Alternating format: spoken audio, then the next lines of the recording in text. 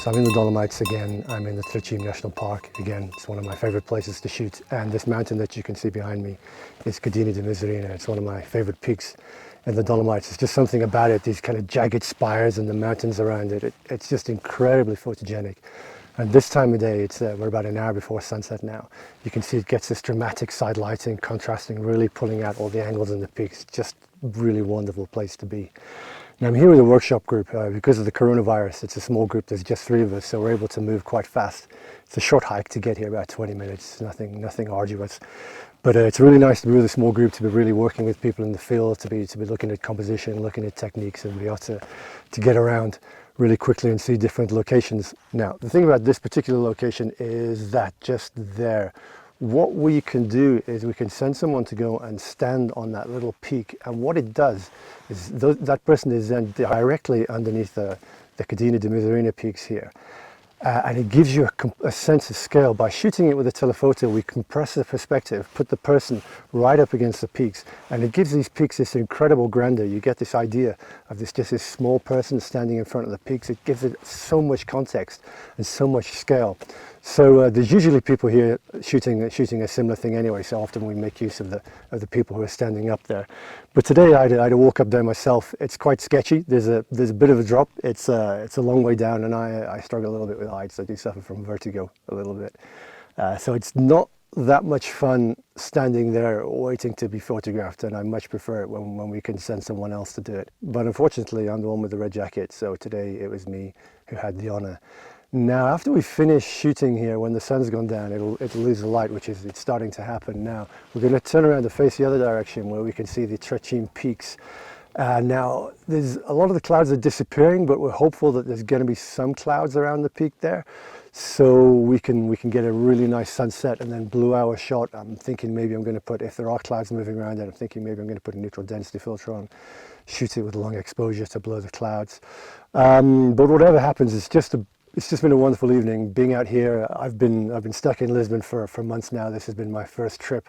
We're about 3 days into it now, and it's just such a pleasure to be back in the mountains, to be back out in nature with the fresh air. And so whatever happens with photography, it's just great to be out here. And I think for me, that's the thing always to remember. It's wonderful to go home with great images, but the most important thing is just being out here, being in these incredible places, being in front of the mountains. It's good for the soul.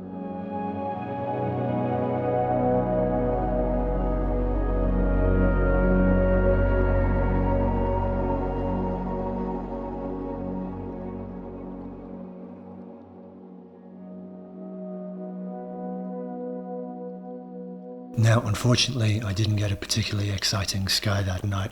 I was hoping to get lots of clouds around the peaks, just to give the image a little bit more drama and a little bit more depth. But while there were clouds, as so often happens in landscape photography, they were in the wrong place, way over to the east and nowhere near the particular part of the landscape that I was shooting. Now, last year when I was shooting here, got a much more interesting sky and probably a more successful image, which you can see here. Now, this is actually a three image panorama with 3 vertical images stitched together, and you can see that the clouds just give the image a bit more depth. It gives it another layer, some more drama in the sky. But the location is so good, is so strong, that it works even without clouds, because in the late afternoon at this time of year, the light comes in from the side and really picks out the top of these peaks, just giving them so much texture and really emphasizing how jagged they are.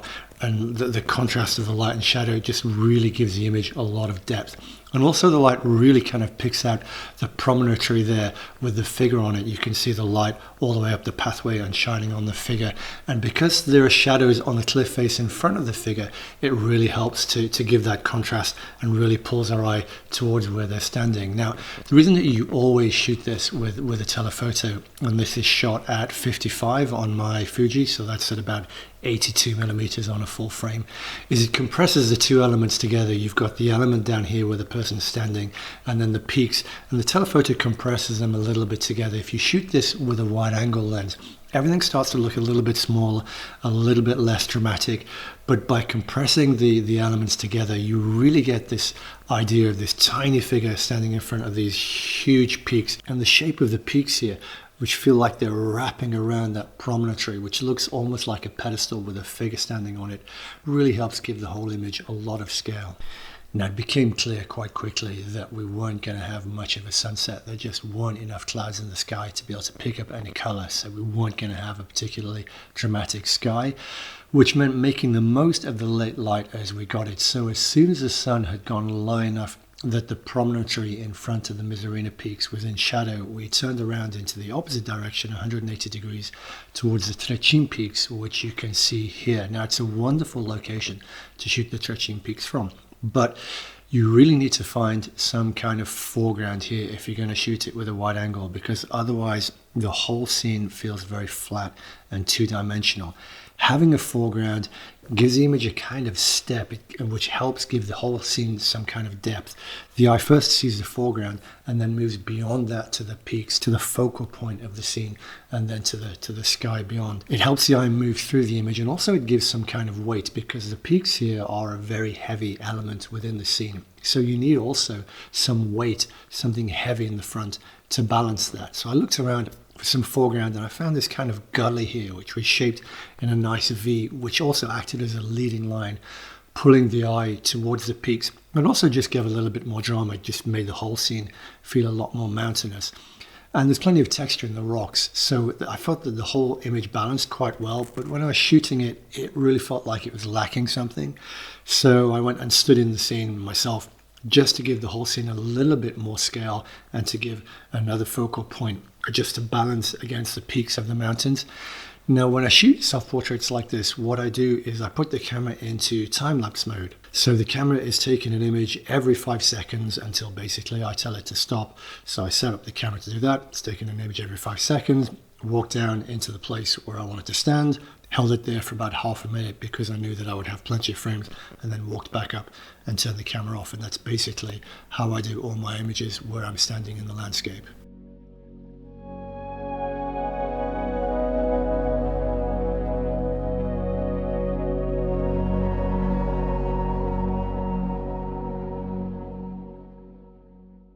This is the Refugio Locatelli. It's another location on the Italian Dolomites workshop that I'm running here in September. Now, we hiked out here today. It's a slightly longer hike than some of the hikes we've done before. It took us about an hour and a quarter from the Refugio Aronzo, which is where the car park is, and we hiked up to the ridge there, Forcella, and then along the path that you can see behind me. Now we got to the Refugio, had a really good pasta lunch there and a beer, which was well deserved after the hike. And now we're out here waiting for the sunset. Now, it's not going to be much of a sunset in terms of light, which is a shame because the mountain behind me usually gets really good light at the end of the day. But there's a lot of clouds on the horizon in the west, and I'm pretty sure that we've seen the last of the sun today. So, but what we do have is really interesting clouds. If you can see behind me the peak, there are clouds, and then over there you've got the peaks of Tre Cime, which again have got some really nice clouds.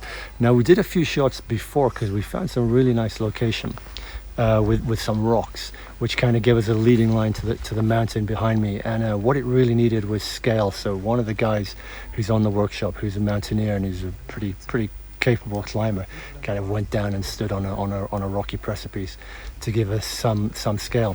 Now, that kind of thing really helps. It really gives an idea of how big these mountains are, and I think there's an element of it gives an almost emotive element when we see a figure in a landscape like this. But what I'd also like to do is try to shoot a panorama including both of the peaks here.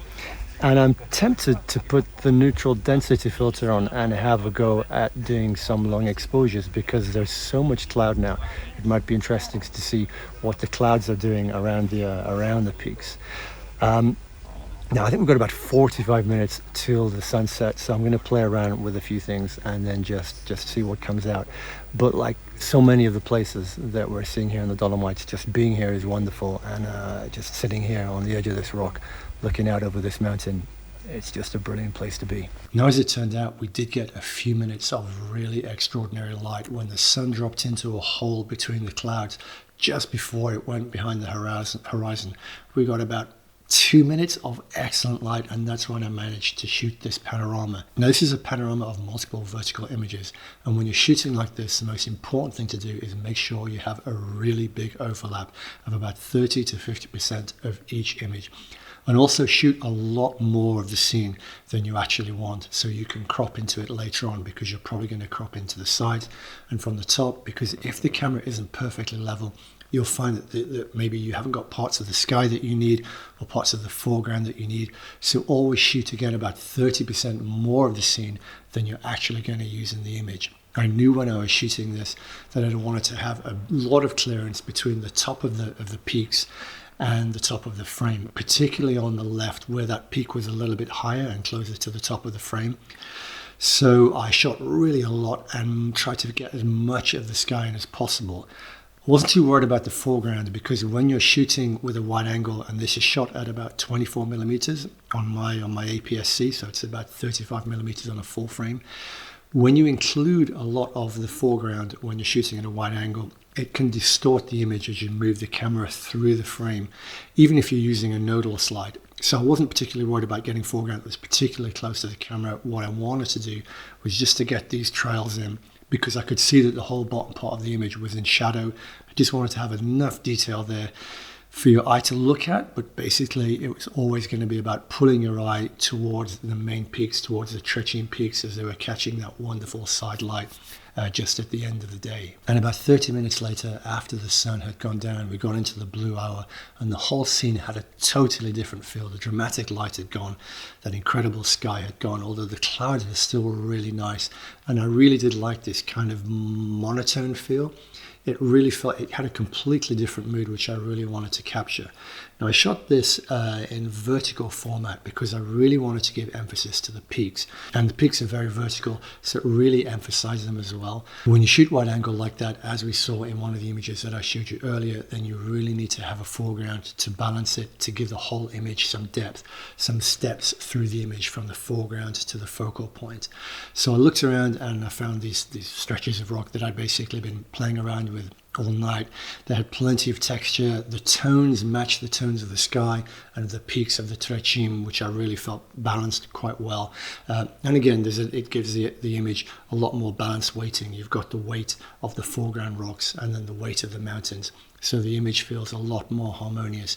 But this was all about the mood and the tone, the pale blues, the complete lack of color that you get in the blue hour that really does give a wonderful mood in mountain shots. And that's it for this video. I hope it's been useful and I hope it's been interesting. And if you've got any questions at all, just drop them in the box below or send me an email and I'll get back to you. As always, thanks for watching. Good luck with your photography and take care.